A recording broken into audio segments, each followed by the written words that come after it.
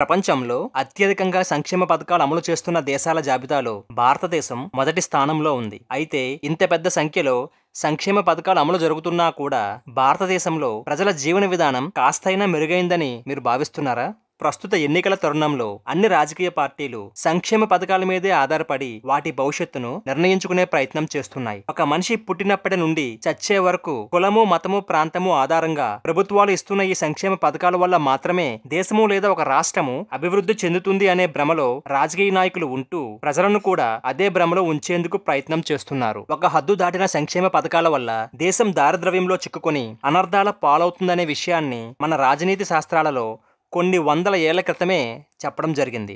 భారతీయ వాంగ్మయం ప్రకారం సంక్షేమ పథకాలకి ఆనాటి పండితులు ఇచ్చిన నిర్వచనాన్ని, అలాగే సంక్షేమ పథకానికి ఎవరు అర్హులు అనే విషయాన్ని భారతీయ వాంగ్మయం ఇచ్చిన నిర్వచనాన్ని ఒకసారి పరిశీలిస్తే, దేశంలో ఉన్న ఒక వ్యక్తి తన స్వశక్తితో తనని తాను ఉద్ధరించుకునే సామర్థ్యం కరువైనప్పుడు తాత్కాలికంగా ఆ వ్యక్తిని ఆదుకొని తిరిగి తన సామర్థ్యాన్ని పెంపొందించుకునేందుకు ప్రభుత్వాలు కల్పించే ఆర్థిక, సామాజిక, మానవీయ ప్రోత్సాహమే ప్రజా సంక్షేమ పథకమని, వీటిని అమలు చేసే సమయంలో కులము, ప్రాంతము, మతము అనే సామాజిక స్థాయిలను దూరంగా పెట్టి కేవలం వ్యక్తి ఉద్ధరణ కోసం ప్రభుత్వం కల్పించే చిన్న ఆసరా అని మాత్రమే చెప్పబడింది. అలాగే సంక్షేమ పథకాలు అమలు చేయడం ఎంత ముఖ్యమో వాటిని నిలిపివేయడం కూడా అంతే ముఖ్యమని స్పష్టం చేసింది. అయితే పూర్వకాలంలో ప్రభుత్వాలు కల్పించే సంక్షేమ పథకాలను స్వీకరించడం అప్పటి కాలపు ప్రజలు చిన్నతనంగా భావించేవారు. అందుకు కారణం ఆ సంక్షేమ పథకాలు స్వీకరించడం ద్వారా వారు మిగిలిన సమాజంలో ప్రభుత్వం నుంచి యాచించి జీవిస్తున్నారు అనే భావన అప్పటి కాలంలో బలంగా ఉండేది. అలాగే అప్పటి కాలంలో ఎవరైనా ఒక పౌరుడు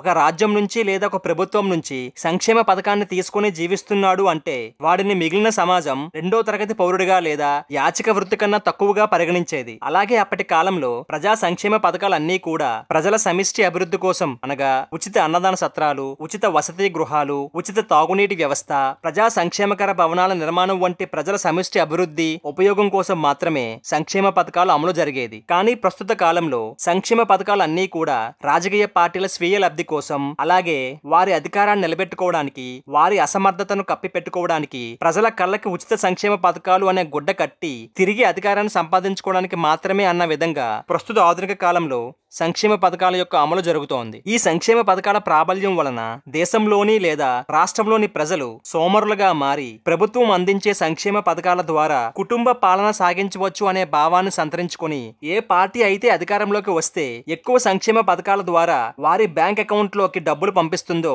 ఆ పార్టీకి ఓటు వేసి గెలిపించుకుంటే చాలు, ఉద్యోగం చేయకపోయినా పర్వాలేదు అనే ఆలోచనతో ప్రస్తుత ఆధునిక భారతీయ సమాజం ఉంది అని చెప్పడంలో ఎటువంటి సందేహం లేదు. భారతదేశంలో అమలవుతున్న సంక్షేమ పథకాలపైన విదేశీయులు చేసిన ఒక రీసెర్చ్ ని మనం ఇక్కడ గమనించినట్లయితే, ఒక తల్లి కడుపులోకి ఒక పిండం ప్రవేశించిన మొదటి రోజు నుంచి 9 నెలల గర్భవాసం చేసే వరకు గర్భస్థ శిశు పథకం, బిడ్డ పుట్టిన తరువాత ప్రసూతి పథకం, అలాగే తల్లికి బాలింత పథకం, పుట్టిన బిడ్డ విద్యాభ్యాసం చేసేందుకు ప్రభుత్వం అందించే ప్రభుత్వ ఓడి అనే పథకం, ప్రజలు ఇంట్లో వంట చేసుకునే అవకాశం కూడా ఇవ్వకుండా ఉచిత ప్రజా అల్పాహార భోజన పథకాలు, ఉద్యోగం లేని యువతకు ఉచిత నిరుద్యోగ భృతి పథకం, ఆ యువత పెళ్లి చేసుకుని కాపురం చేయడానికి షాదిఖానా పథకాలు లేదా వివాహ నిధి పథకాలు, వాటితో పాటు ఉచిత బియ్యం, ఉచిత గ్యాసు, ఉచిత కరెంటు పథకాలు, అలాగే వారు ఒక చోట నుంచి ఇంకో చోటికి ప్రయాణం చేయడానికి ఉచిత బస్సు, రైలు, విమాన ప్రయాణ పథకాలు, ప్రజలు విదేశాల్లో ఉండే వారి మత యాత్రలు జరుపుకోవడానికి ఉచిత విదేశీ మతయాత్ర పథకాలు అంటూ కొంత డబ్బును వారి అకౌంట్ లోకి పంపించడం,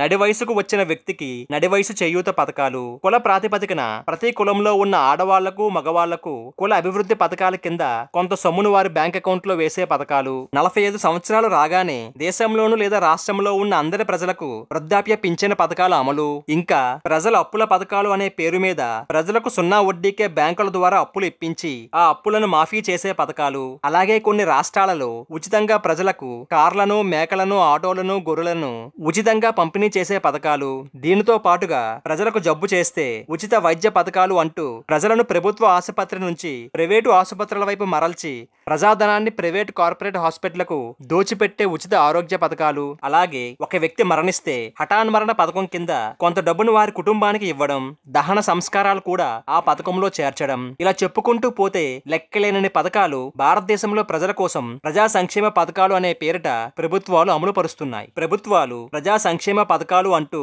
అమలు చేస్తున్న ఈ పథకాల వలన ప్రజలకు గాని దేశ అభివృద్ధికి గాని ఏదైనా ఉపయోగం ఉందా అనే విషయాన్ని ఒక్కసారి సమీక్షిస్తే వీటి వలన దేశానికి జరిగే నష్టం, తద్వారా దేశం అభివృద్ధిలో ఎంత వెనకబడిపోతుందనే నిజం బయటపడక మానదు. ప్రభుత్వాలు ప్రజలకు ఏవీ ఉచితంగా ఇవ్వకూడదు అనే ప్రాథమిక సూత్రాన్ని ప్రభుత్వాలు మరిచిపోతే ప్రజలు వాటికి అలవాటు పడి సోమరులుగా మారతారనే విషయాన్ని కౌటిల్యుడు కొన్ని వందల సంవత్సరాలకు పూర్వమే తన అర్థశాస్త్రంలో తెలియజేశాడు. కౌటిల్యుడు చెప్పిన ఈ అర్థశాస్త్ర సూత్రాన్ని విదేశీయులు చక్కగా అవలంబించి అభివృద్ధి చెందిన దేశాలుగా అవతరించి వారి ప్రజలను స్వయం సమృద్ధి కలిగిన పౌరులుగా తీర్చిదిద్దుతూ ఉంటే ప్రపంచానికే విశ్వ గురువుగా ఉండాల్సిన భారతదేశం మాత్రం ఉచితాలు, ఉచిత పథకాలు అంటూ ప్రజలను సోమరులుగా మార్చి దేశ అభివృద్ధిని కుంటుపడేలా చేస్తున్నాయని చెప్పడంలో ఎటువంటి అతిశయోక్తి లేదు. ప్రభుత్వాలు ప్రజలకు ఇవ్వాల్సింది సుపరిపాలన, స్వయం ఉపాధి కల్పన, ఉచిత విద్య, ఉచిత వైద్యం. విద్య, వైద్యం, స్వయం ఉపాధి కల్పన అనే 3 పథకాలను ప్రభుత్వం కట్టుదిట్టంగా అమలు చేసిన నాడు దేశంలో ఉన్న ప్రతి పౌరుడు తన కాళ్లపైన తను నిలబడి దేశ అభివృద్ధిలో తన వంతు పాత్ర పోషించగలడు. ఇటువంటి విపరీతకరమైన హిందూ వ్యతిరేక శక్తుల నుండి హిందూ ధర్మాన్ని అనుసరించే ప్రజలను రక్షించాలంటే హిందువుల ఐక్యతతో పాటు హిందువుల రక్షణ కోసం హిందూ డిక్లరేషన్ ఏర్పాటు చేసుకోవాల్సిన ఆవశ్యకత ఎంతైనా ఉంది. ఇటువంటి కార్యాన్ని సాధించాలన్నా హిందువుల మద్దతు లేకుండా అది సాధ్యం కాదు. ధర్మ రక్షణ కోసం పోరాటం చేస్తున్న హిందుత్వ న్యూస్ ఛానల్ని ఆదరించండి. వీలైనంత ఎక్కువ మందికి ఈ సమాచారం చేరేలాగా షేర్ చేయండి. మీ అమూల్యమైన సలహాలను కామెంట్ల రూపంలో తెలియజేయండి. జై హింద్.